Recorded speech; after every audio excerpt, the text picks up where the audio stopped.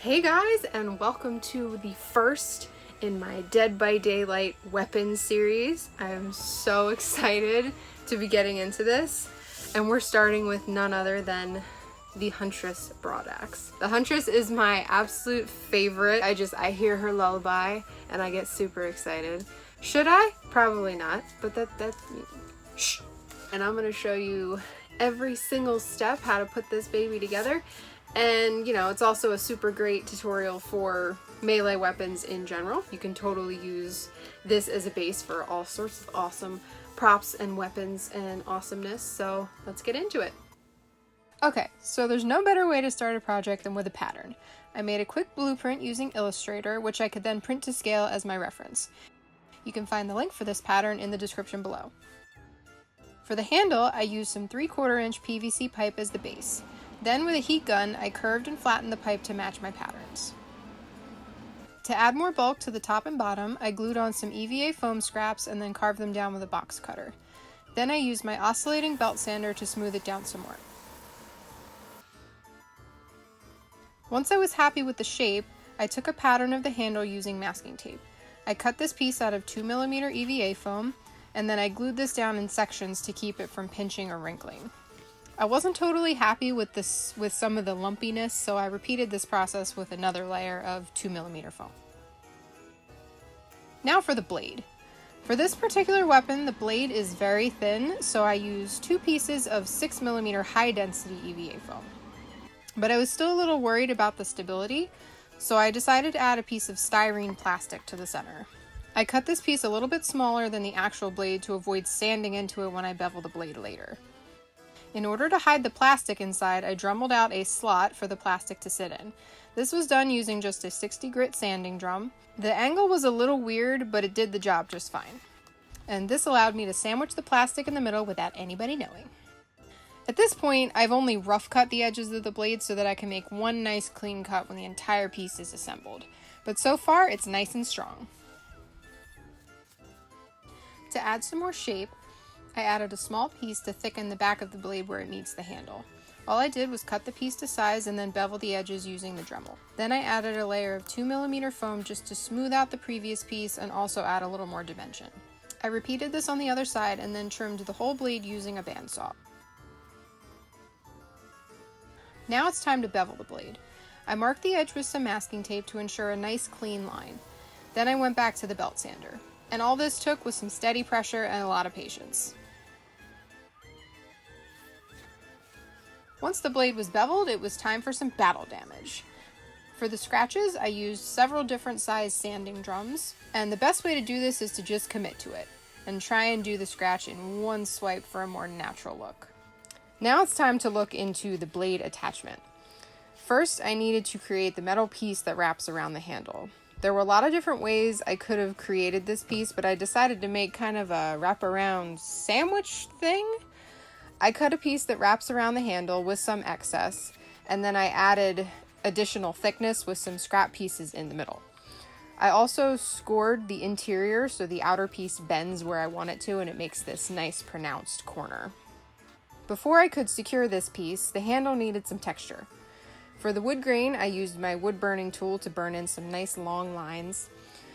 Try to keep your strokes loose with this. Let the tip of the tool just slide naturally across the surface for more natural looking textures.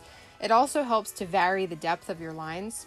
Some areas closer to the edge really benefited from having deeper cuts. Once the texture was done, I could attach the wraparound thing. I glued the 2 extra pieces in the middle first, so then I knew where my center line was. And then I glued the whole thing in place. Finally, I trimmed the extra material using the bandsaw. For texturing the metal portions, I used a grinding stone bit for the Dremel. Lightly rubbing this over the surface added a nice hammered finish. I did this very unevenly so the whole thing looks like it took a nice beating. When I was done texturing, I secured the blade in place by cutting a small slit in the handle for the extra plastic I left on the back of the blade. This allowed for a nice secure connection. Then I cleaned up all the seams using some foam clay. And then finally, I added these 2 little bits to the back, and now the foam work is complete. So now we'll look at the sealing and the painting. For this axe, I decided to use plastidip for the handle and flexbond for the blade. I started off by masking the blade completely, and this also gave me somewhere to hang it from while I was spraying it. I applied 3 coats of plastidip, and of course with proper protection and ventilation, because this stuff is nasty. Once the plastidip was fully cured, I removed the masking tape. I had a little bit of trouble with the tape at the edges, and in some spots the plastidip actually tore, leaving me with bare spots. Trimming it away with a knife definitely helped with this, but it wasn't exactly the result I was looking for, but it was easily fixed. For the blade, I added some black paint to my flexbond to better match the handle, and then I brushed on 3 or 4 coats, being careful to avoid puddling or obvious brush strokes. One of the biggest issues I have with flexbond is that it stays tacky for a very long time. Even after a few days, it still doesn't feel 100% dry. But I just love how it fills in some of the rough spots from sanding. So I did a little bit of testing and found that plastidip covers flexbond just fine. So next time I will brush the flexbond on first and then plastidip over the entire thing so I can reap the benefits of both. Lesson learned. Now it's time for the paint. I used all acrylic paints, but I didn't use any specific brands for this project. I just used up what I had laying around. I base coated the blade with silver acrylic paint, and then for the handle I started with a tan colored base. And you're probably wondering why, because that's totally not what color the handle's supposed to be. But hear me out, this is what the wood would look like underneath. To bring out all the texturing I did, I added a dark brown acrylic wash, meaning I added very watery brown paint into the deep areas and then wiped away the excess. Now back to the reason I'm totally painting it the wrong color. As you can see, the paint on the handle has been thoroughly chipped, and I really wanted to make that look as realistic as possible. So after I did some testing, I decided to use masking fluid for this.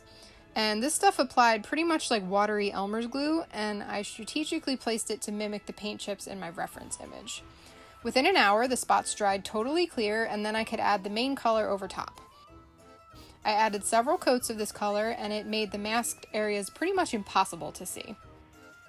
Next up, I did some more washing with the darker color, and I found that wiping up the extra paint with the paper towel was pulling up some of the masking fluid areas, so I switched and did smaller areas and then gently wiped away the excess with my fingers. After that, I did some dry brushing to make the paint look more aged.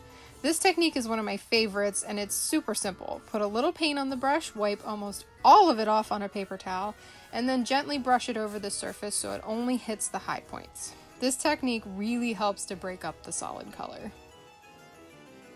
Now it's time to remove the masking fluid, and this was actually a really satisfying process, at least for the areas where there were nice big chunks of this stuff. And for those of you that don't know, I'm definitely a peeler and a picker, so this technique just worked out perfectly for me. The issue I had is that once I got to the smaller spots where I had applied the masking fluid very thin, I could not see them at all, so I kind of had to work from memory as to where I put it, or I just sat there and I scratched my finger all over the whole thing trying to find where the paint would scratch up, because on the areas where the fluid wasn't, the paint stuck really good, but where the masking fluid was, it scratched up with a little bit of force. So this process definitely took some time, but I am so happy with the result. The only other thing I did to the handle was a brown wash over the whole thing to make the chipped off areas a little less bright.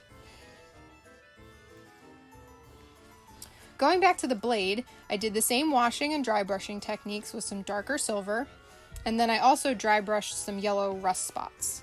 Same exact process, dry brush, tiny bit of paint, and rub it in. The less paint you use for this, the better you can feather the edges and get it to fade really naturally. So the paint is pretty much done at this point. I sealed the whole axe with semi-gloss clear coat and gave it plenty of time to dry, so now it's time for blood. In order to create a permanent fake blood, I used a mix of heavy body red paint, a little bit of dark navy paint, and this triple thick gloss coating. I started off by adding the blood manually to get the big splotches in the right spots, but this didn't look very natural to me, so I switched over to genuine splattering. It's super effective, but it makes a huge mess. There was red paint absolutely everywhere, but the result was pretty awesome. I continued to splatter, and then I would go in with a brush and merge some of the droplets together to form larger splotches more naturally. The resulting blood was very red and not super shiny once it dried, so I went back over it with some darker red, and I also mixed in a little bit of foam dust that was all over the floor for some extra gross chunky bits. After that, the last step was a heavy coat of the triple thick gloss for that realistic wet look. In some areas, the triple thick did crack when it dried, but with a few more layers of paint and gloss, it only added to the super cool textures. So that about wraps it up, guys. I hope you enjoyed this tutorial, and I hope you have a great time making one of these yourselves. I know I did. So as I mentioned, this is going to be a series. I'm going to do a whole bunch of weapons from Dead by Daylight. There are plenty to choose from, and there's also plenty of variations of each character's weapon, so you know, I could totally go crazy with this. Be sure to let me know in the comments which weapon you'd like to see next, and until then, stay tuned for awesome.